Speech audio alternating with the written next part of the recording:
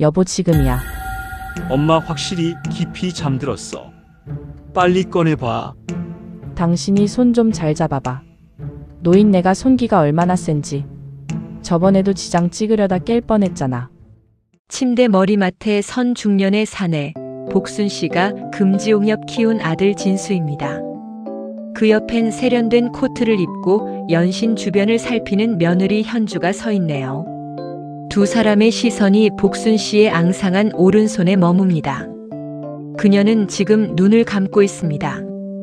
잠든 걸까요? 아니면 잠든 척하는 걸까요? 여러분, 오늘 이 엄마가 눈을 감고 있는 이유가 궁금하시죠? 병원 복도는 언제나 소독약 냄새와 삶의 비린내가 뒤섞여 있습니다. 그 냄새가 유독 지독하게 느껴지는 오후였죠.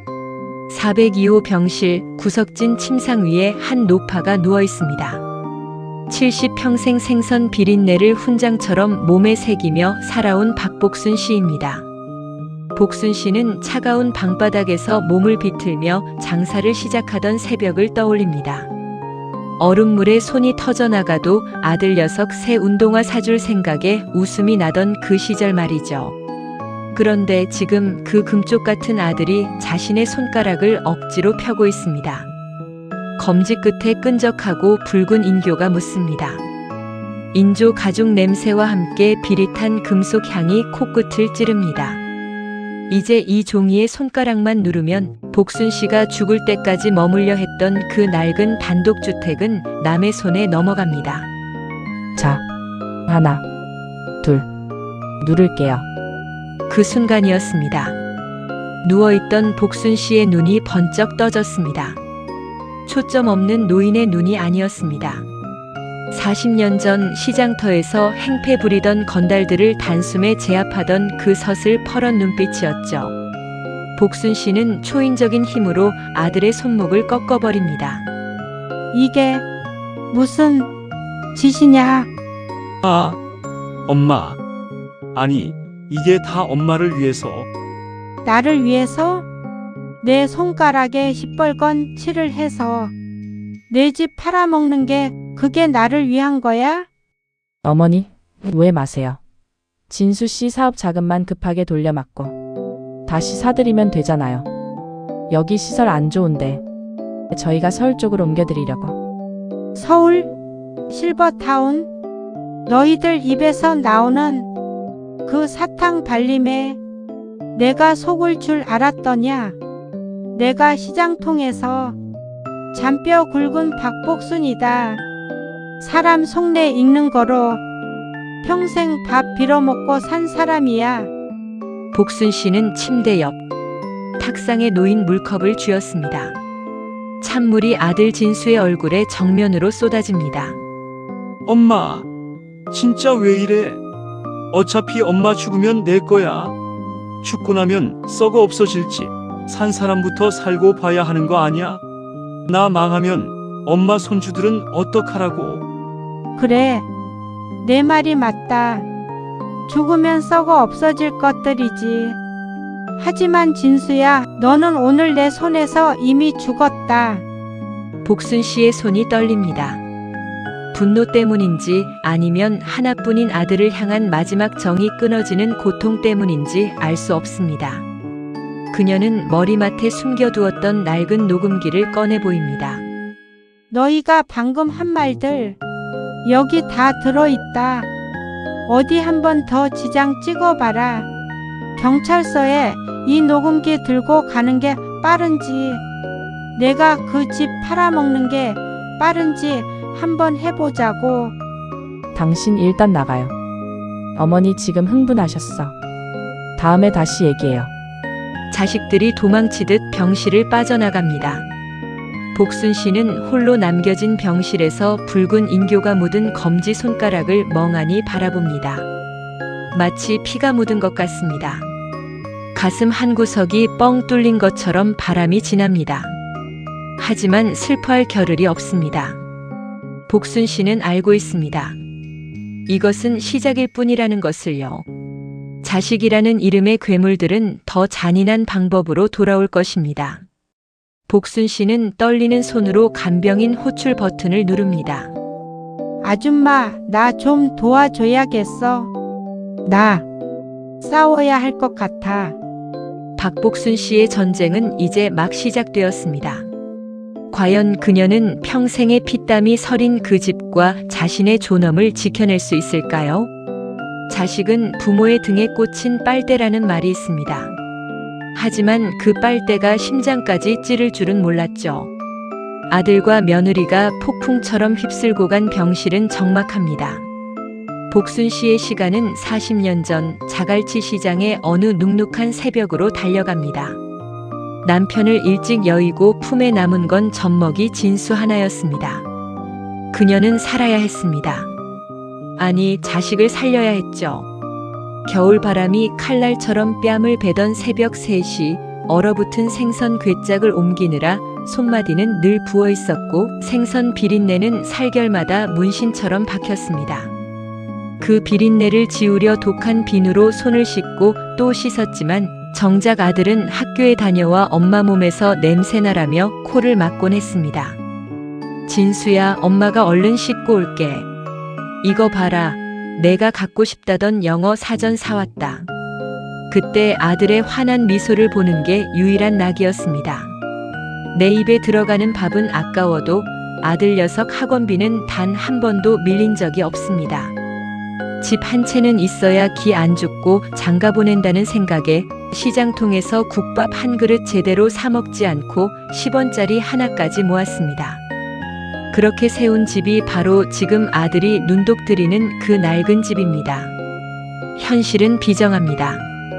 아들은 자신의 치부가 담긴 녹음기 때문인지 아니면 자존심이 상해서인지 병원에 발길을 끊었습니다. 그리고 이틀 뒤 원무과 직원이 복순 씨를 찾아옵니다. 저 박복순 어르신, 보호자분께서 이번 달 간병비랑 입원비 결제를 취소하셨어요. 카드 한도 초과라는데 연락도 안 받으시고요. 그렇습니까? 그럴 줄 알았습니다. 이대로 일주일 넘기면 규정상 전원 조치를 하거나 퇴원하셔야 하는데 다른 보호자분 안 계신가요? 복순 씨는 대답 대신 힘없이 웃어 보입니다. 보호자라니요. 평생 자신이 보호해온 자식이 이제는 자신을 벼랑 끝으로 밀고 있는데 말입니다. 돈줄을 끊으면 어머니가 제풀에 꺾여 집 문서를 내놓을 거라 믿는 아들의 얄팍한 계산이 훤히 보입니다. 하지만 아들은 몰랐습니다. 박복순이라는 여자가 시장통에서 어떻게 살아남았는지를요. 그녀는 떨리는 손으로 침대 밑에 숨겨둔 낡은 비닐봉지를 꺼냅니다. 그 안에는 시장 상인회 동생들의 연락처가 적힌 꼬질꼬질한 수첩이 들어있습니다. 복순 씨는 간병인 순희 씨를 부릅니다. 순희 씨는 20년 경력의 베테랑이지만 복순 씨의 사연을 듣고는 친언니, 일처럼 분개하던 사람이요. 순희 씨, 염치 없지만 부탁 하나만 해도 될까?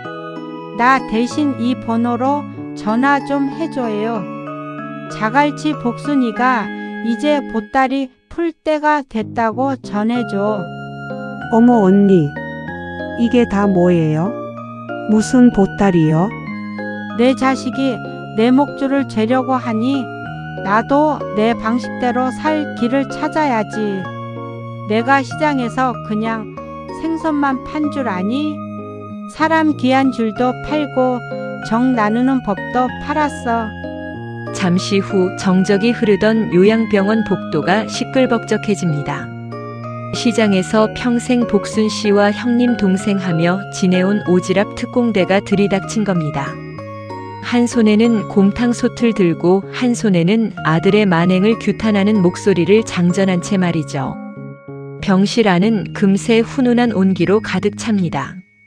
친구들은 복순 씨의 손을 맞잡고 울분을 토합니다. 그들은 단순한 지인이 아니었습니다. 복순 씨가 힘들 때 돈을 빌려주고 아플 때 대신 장사를 해주던 인생의 동지들이었죠. 복순 언니 걱정 마. 그 망나니 같은 놈이 감히 누굴 건드려? 우리가 병원비 십시일반 모을 테니까. 언니는 몸 추스르는 데만 신경 써. 고맙다. 참으로 고마워. 내 자식보다 너희가 낫구나. 하지만 감동도 잠시 병실 문이 거칠게 열립니다. 아들 진수가 사색이 되어 달려 들어옵니다. 그의 손에는 휴대전화가 들려 있고 화면에는 실시간으로 올라오는 시장 상인들의 폐륜 아들 고발 영상이 재생되고 있습니다. 엄마, 지금 제정신이야? 시장 사람들한테 내 욕을 그렇게 하면 내 체면은 뭐가 돼? 당장 이 사람들 다 내보내고 영상 내리라고 해.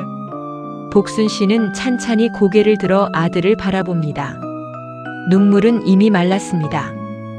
이제 그녀의 눈에 비친 것은 아들이 아니라 훈육이 필요한 한 명의 괴물일 뿐입니다. 체면? 내 체면이 내 목숨보다 중하더냐? 진수야, 너는 아직도 내가 뭘 잘못했는지 모르는구나.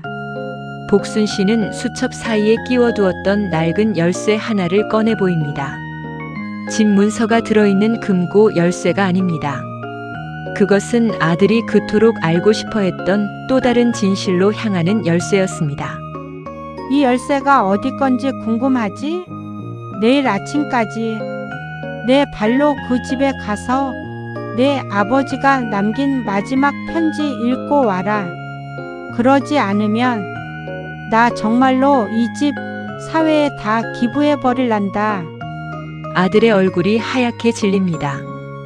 과연 그 낡은 집에 숨겨진 아버지의 편지에는 어떤 내용이 담겨 있을까요? 그리고 아들은 그 편지를 읽고 참회할까요? 아니면 더 큰 악행을 저지를까요? 복순 씨가 건넨 열쇠를 들고 집으로 달려갔던 아들 진수. 그가 반나절 만에 다시 병실 문을 박차고 들어옵니다. 그런데 그의 눈빛이 예사롭지 않습니다.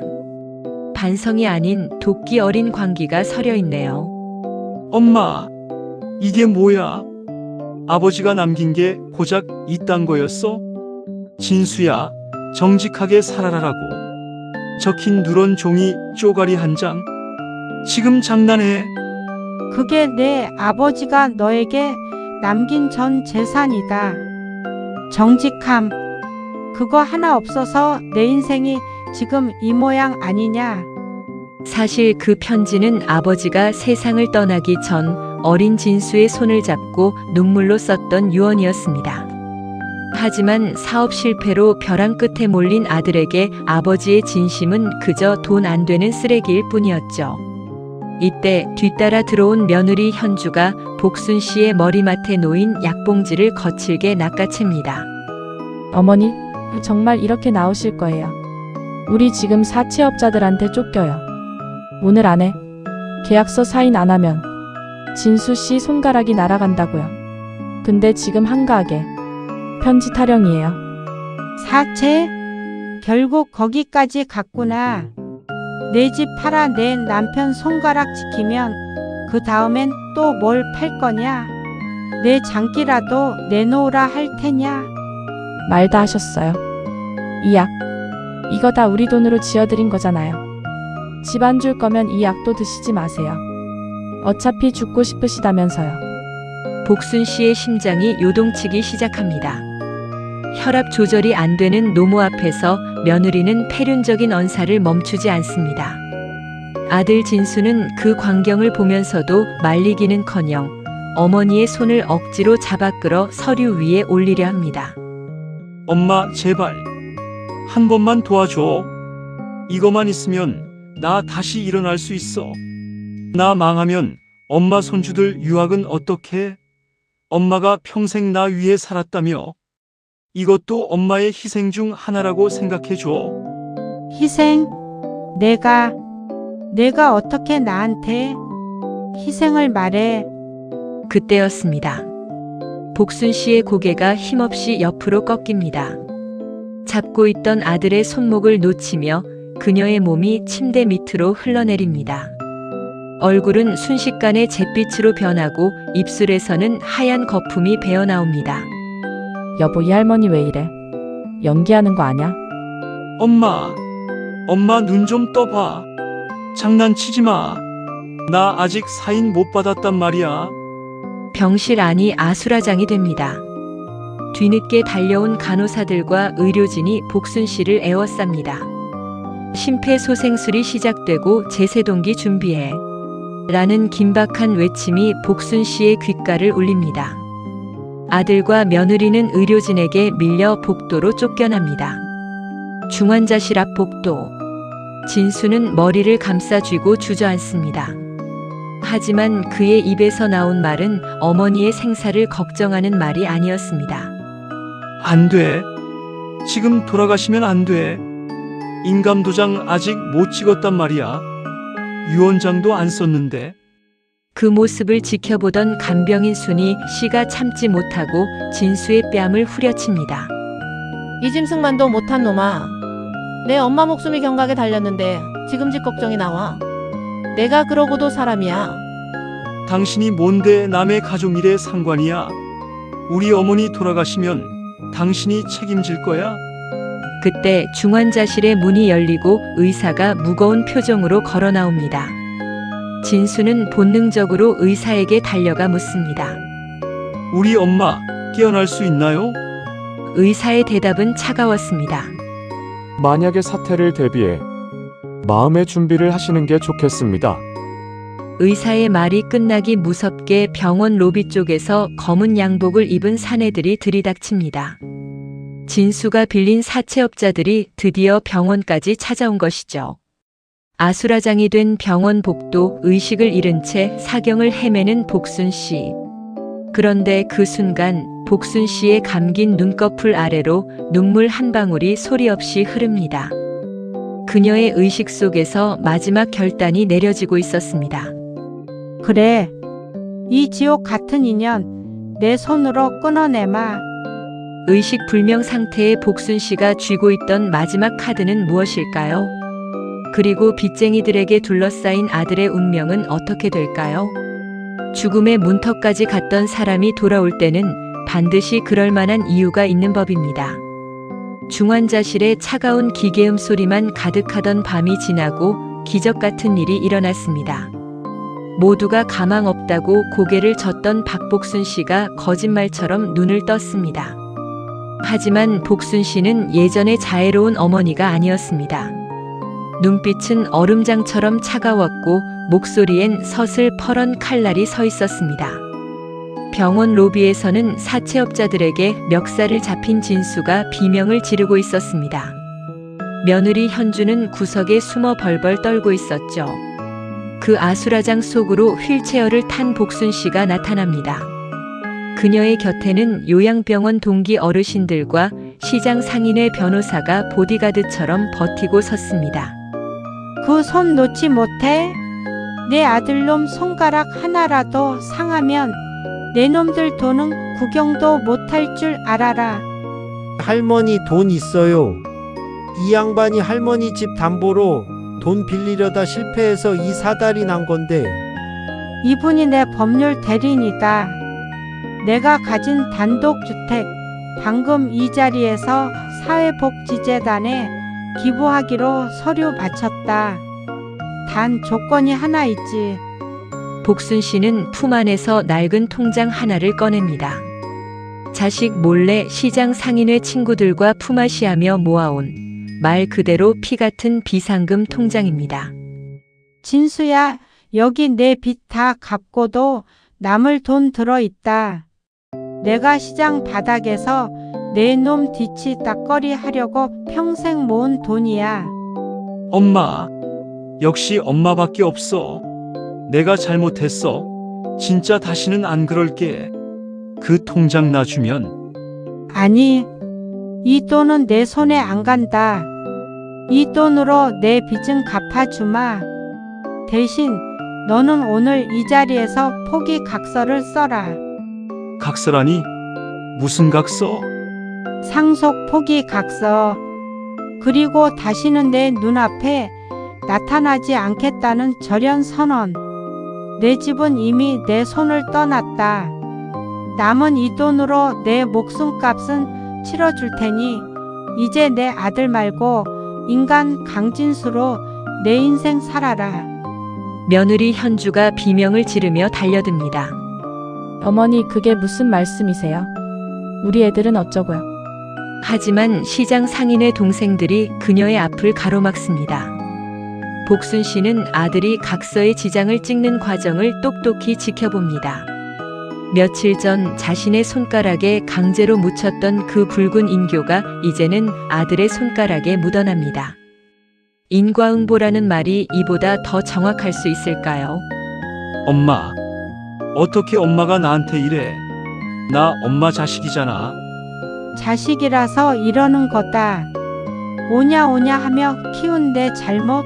이제라도 내가 매를 들어야지. 돈 때문에 부모를 죽이려던 놈이 돈 없이도 살아남아야 비로소 사람 구실을 할 것 아니냐.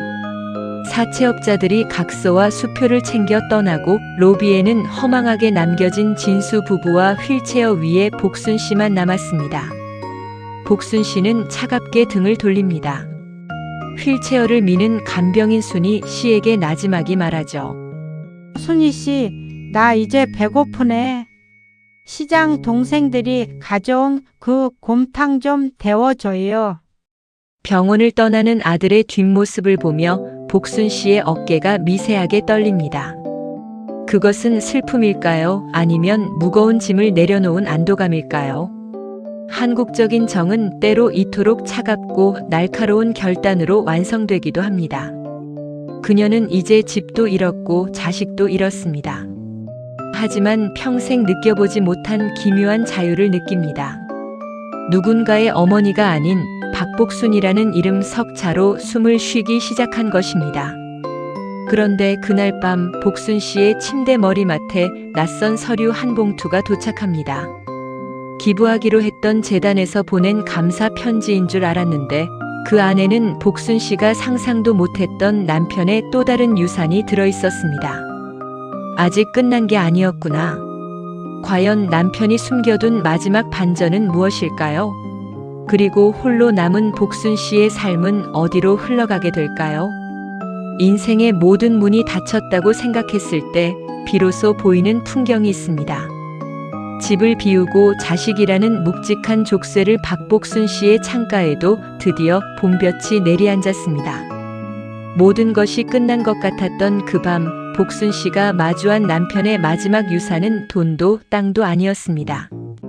그것은 낡은 권리증 한 장과 빛바랜 편지였습니다. 남편이 생전에 복순 씨 몰래 부어두었던 시장 상인 공제회의 종신연금, 그리고 그녀가 기부한 그 낡은 집을 마음의 집으로 운영해달라는 간절한 부탁이었죠. 시간이 흘렀습니다. 복순 씨가 기부한 낡은 단독주택은 이제 복순네 쉼터라는 이름의 작은 공간으로 탈바꿈했습니다. 갈 곳 없는 노인들이 모여 함께 밥을 짓고 서로의 고단한 이야기를 들어주는 곳이 되었죠. 복순 씨는 더 이상 요양병원의 환자가 아닙니다. 그곳의 든든한 안주인이자 누군가의 진짜 엄마가 되었습니다. 영감 보고 있어? 당신이 남긴 이 길이 내 인생에서 가장 넓은 길이었네. 집 한 칸 지키는 것보다 사람 마음 한 칸 얻는 게 이렇게 배부른 일인 줄 이제야 알았어. 그때 쉼터 대문 밖에서 머뭇거리는 그림자 하나가 보입니다. 남루한 점퍼 차림에 검은 봉지를 손에 든 중년 사내. 빚잔치를 끝내고 빈손이 된 아들 진수입니다. 그는 차마 안으로 들어오지 못한 채 담벼락 너머로 어머니의 뒷모습을 바라봅니다. 엄마, 복순 씨는 뒤돌아보지 않습니다. 이미 발소리만으로도 그가 누구인지 알고 있죠. 하지만 그녀의 눈빛은 예전처럼 흔들리지 않습니다. 대신 곁에 있던 순이 씨에게 조용히 한마디를 건넵니다. 순이 씨, 대문 앞에 생선 비린내가 좀 나네. 누군가 고등어라도 사온 모양인데 밖이 추우니 안으로 들어와서 밥이나 먹고 가라고 해요. 딱 밥 한 그릇만 대접하고 보내자고. 진수는 어머니가 차려준 따뜻한 밥상 앞에 앉았습니다. 어머니는 마주 앉지 않았습니다. 다만 멀찍이서 마당을 쓸 뿐이었죠. 진수는 눈물 섞인 밥을 목구멍으로 넘기며 비로소 깨닫습니다. 어머니가 지키려 했던 것은 낡은 벽돌집이 아니라 인간으로서의 마지막 도리와 사랑이었다는 것을요. 엄마, 저 이제 밑바닥부터 다시 시작할게요. 배운 게 도둑질이라고 다시 시장 가서 짐이라도 나를게요. 이제 엄마 집 팔아달라는 소리 죽어도 안 해요. 아니, 못해요. 복순 씨는 그제야 멈춰 서서 아들을 바라봅니다. 미소도 꾸짖음도 없는 덤덤한 얼굴입니다. 하지만 그 눈에는 아들이 스스로 제 길을 찾아가길 바라는 어른의 마음이 담겨 있습니다. 그래. 가서 내 땀으로 내 밥 벌어 먹어라. 그게 내 아버지가 원하던 정직이고 내가 너에게 가르치고 싶었던 마지막 공부다. 이제 가거라. 나는 여기서 내 식구들과 잘 지낼 테니. 아들이 떠난 자리 쉼터에는 다시 노인들의 웃음소리가 번집니다. 복순 씨는 이제 밤마다 집 걱정에 잠을 설치지 않습니다. 그녀의 집은 이제 사방이 트인 세상이 되었고 그녀의 자식은 고통받는 모든 이들이 되었으니까요. 여러분의 마음에는 어떤 집이 지어져 있나요? 평생을 바친 희생 끝에 홀로 남겨진 것 같아 두려우신가요? 기억하세요. 무거운 짐을 내려놓을 때 비로소 새로운 길이 열립니다. 박복순 씨가 찾은 그 길처럼 말입니다. 짧은 여정이었지만 박복순 씨와 함께 울고 웃으셨나요? 부모라는 이름은 때로 숭고한 훈장이자 무거운 형벌이 되기도 합니다. 이 드라마가 여러분의 지친 어깨를 다독여주는 작은 쉼터가 되었기를 바랍니다. 지금까지 영혼 있음이었습니다. 감사합니다.